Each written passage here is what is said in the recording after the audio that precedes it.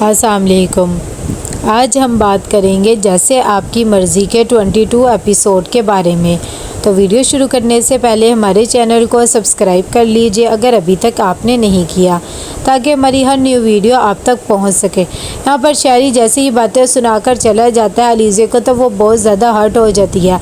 वो फ़ौरन हमदानी के पास जाती है। हमदानी भी उसे रोता हुआ देखकर परेशान हो जाता है और कहता है कि क्या हो गया है, कोई बात हुई है?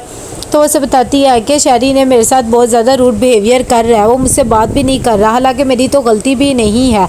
इतनी देर में बाहर से शायरी भी खड़ा होकर बातें सुन रहा होता है। वो फ़ौरन अंदर जाता है और कहता है कि ये आंसुओं का ड्रामा करने की कोई भी ज़रूरत नहीं है, तुम यही सब कुछ करके हमदर्दी बटोरती रहती हो।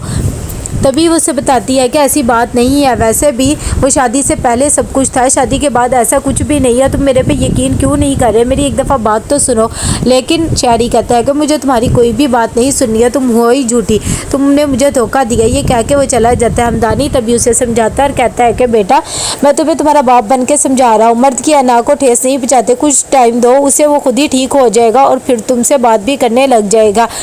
तभी एलिज़ा कहती है कि बाबा ऐसी बात नहीं है, हालांकि मेरी गलती भी नहीं है, मुझे तो समझ नहीं आ रहा है इसे किसने बता दिया सलमान के बारे में, और उससे मेरी तो शादी होने वाली थी, ऐसी कोई बात नहीं है। दूसरी तरफ एहतशाम बहुत ज़्यादा गुस्से में होता है शादी की वजह से। उसे कहता है कि मैं अब हरगिज़ इस घर में नहीं रहना चाहता, बस हम कोई किराए का मकान देख लेंगे। शगुफ्ता कहती है कि क्या हो गया आपको, आप किस तरह बात कर रहे हो? वो दामाद नहीं बल्कि हमारा बेटा है और हमारा कितना ख्याल रखता है। यहाँ पर एलिज़ा बहुत ज़्यादा टूट चुकी होती है और उसे शायरी की बातें भी याद आ रही होती हैं।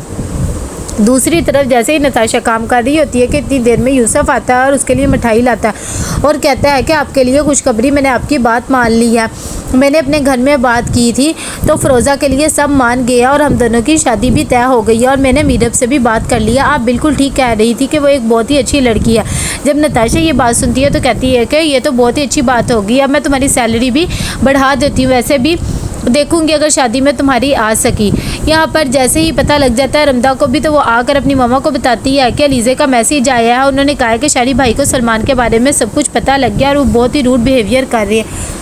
रमदा को गुस्सा आने लग जाता है और वो कहती है कि इसमें क्या कसूर हो गया अलीज़े का, मुझे तो समझ में नहीं आ रही, और हम ये बात बाबा को कैसे बताएंगे अगर उन्हें पता लगेगा।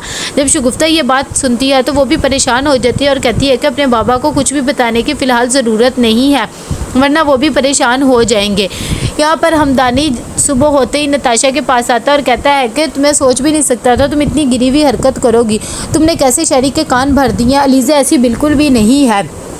नताशा कहती है कि मैंने क्या कह दिया, मैंने तो सिर्फ उसे वैसे ही बातों में बता रही थी कि वो लड़का बहुत ज़्यादा ब्रिलियंट है और इन दोनों आपस में दोस्त भी है, एक दूसरे को जानते भी, हमारे लिए फ़ायदेमंद होगा। यहाँ पर जैसे ही हमदानी नताशा को डांट रहा होता है कि इतनी देर में वहाँ पर शायरी भी आ जाता है और कहता है कि क्या हो गया बाबा, आपको तो हमेशा हम लोग ही गलत लगते हैं और दूसरे ही ठीक लगते हैं, क्योंकि सारी बुराइयां तो आपकी औलाद में ही है, वही लड़के ठीक नहीं है और आप नताशा को कुछ भी ना कहे। हमदानी कहते हैं कि बस कर दो, तुम लोगों ने जितना मुझे सताना था सता लिया, और वैसे भी फेयर चलने की बात तुम लोग तो ना ही करो, जैसे तुम लोग हो मुझे पता है। यहाँ पर एहतशाम बहुत ज़्यादा परेशान होता है। वो शायरी को कॉल करता है और उसे कहता है कि मुझे बहुत ज़्यादा ज़रूरी बात करनी, पैसों की बात करने लगता है कि वो फ़ोन रख देता है। यहाँ पर थोड़ी देर में रमदा आ जाती है और वो कहती है कि बाबा मामा भी बहुत ज़्यादा परेशान है, अलीज़ा भी परेशान है। वो कहते हैं कि क्या बात हो गई है। सलमान भी अलीज़ा के बारे में सोच रहा होता है, कहता है कि चलो तुमने शादी कर ली, अच्छा ही हो गया, वरना मैं तुम्हें वो लाइफस्टाइल दे ही नहीं सकता था। रमदा जाती है अलीज़ा से मिलने के लिए और उसे कहती है कि तुमने अपनी क्या हालत बना ली है, चलाओ मैं तुम्हें लेने आई हूँ, वैसे भी तुम्हारी इसमें कोई भी गलती नहीं है, ऐसे तो मंगनियाँ कितनी हो जाती हैं शादी से पहले, इसका मतलब ये तो नहीं कि ऐसे रिएक्ट करने लग जाओ, और वैसे भी उसने तुम्हें छोड़ा था तो इसमें क्या बात है। अलीज़ा कहती है कि देखो मैं शादी की नाराज़गी अफोर्ड नहीं कर सकती, मैं उससे बहुत ज़्यादा मोहब्बत करती हूँ, तुम मेरी बात को समझो।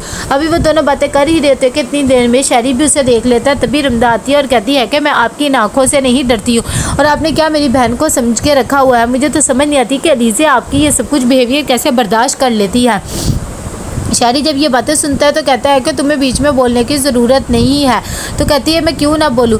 यहाँ पर एहतशाम को भी जब ये बात पता लगती है तो वो कहता है कि मेरे तो समझ में नहीं आ रहा कि आप लोग इस तरह रिएक्ट क्यों कर रहे हो, और इतनी बड़ी बात तो नहीं हो गई है। शगुफ्ता बेगम कहती है कि आपको ज़रा तहम्मुल से बात करनी चाहिए, वैसे भी वो हमारे घर का बेटा भी है और जवाई भी है। यहाँ पर जैसे ही नताशा आती है अलीज़ा के पास तो उससे हमदर्दी करने लग जाती है और कहती है कि मेरा हरगिज़ मतलब नहीं था कि मैं शायरी को तुम्हारे ख़िलाफ़ कर दूँ, मैंने तो सिर्फ उसे सरसरी सी बात ही की थी। अलीज़ा कहती है कि मैं क्या करूं, शहरी तो मेरे से अब बात भी नहीं कर रहा और ना ही मेरी बात सुनने को तैयार है। कि इतनी देर में वहाँ पर शहरी भी आ जाता है। वो फिर से उसे समझाने की कोशिश करती है, लेकिन शहरी उसे धुतकार के चला जाता है और कहता है कि मैंने तुम्हारी एक भी बात नहीं सुननी है। अलीज़ा इसकी इस बात से बहुत ज़्यादा टूट चुकी होती है। दूसरी तरफ जैसे ही मीरब की बहन आती है तो वो कहती है कि मैं बहुत ज़्यादा खुश हूँ। ये देखकर उसकी चाची भी खुश हो जाती है। जब वो उठ के चल जाती है तो मीरब अपनी बहन फ़िरोज़ा से पूछता है कि क्या वाकई तुम बहुत ज़्यादा खुश हो? मुझे बताओ, तुम्हारे ससुराल में तो सब कुछ ठीक ठाक है ना? और यूसुफ तुम्हारे साथ कैसे रहता है? कोई परेशानी वाली बात तो नहीं है? तभी उसकी बहन कहती है कि ऐसा बिल्कुल भी नहीं है, मेरे ससुराल वाले बहुत अच्छे हैं और सब घर वाले भी बहुत अच्छे हैं, यूसुफ भी बहुत अच्छा, और ये सब कुछ आपकी बॉस नताशा की वजह से हुआ। प्लीज़ अब आप भी उनके बारे में कुछ सोच लें। यहाँ पर नताशा आती है फिर से एक दफ़ा अलीज़ा के पास और उसे कहती है तुम टेंशन ना लो, मैं सब कुछ ठीक कर दूंगी।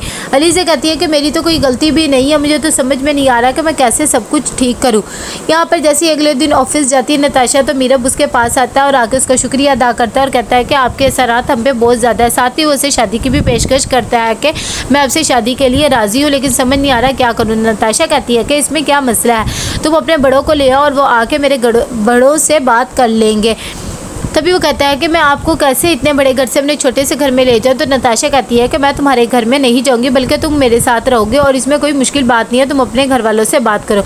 यहाँ पर जैसे ही वो घर आती है तो आके शहरी को भी ये बात बताती है कि मीरब ने हाँ कर दिया शादी के लिए और वो बहुत ही अच्छा लड़का है। जब शहरी ये बात सुनता तो कहता है कि तुम्हें उस मिडिल क्लास में क्या नज़र आ रहा है, मुझे तो समझ में नहीं आती है, ज़रा बच के रहना।